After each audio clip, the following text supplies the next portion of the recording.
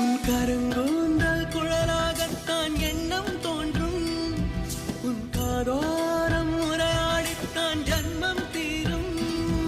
உன்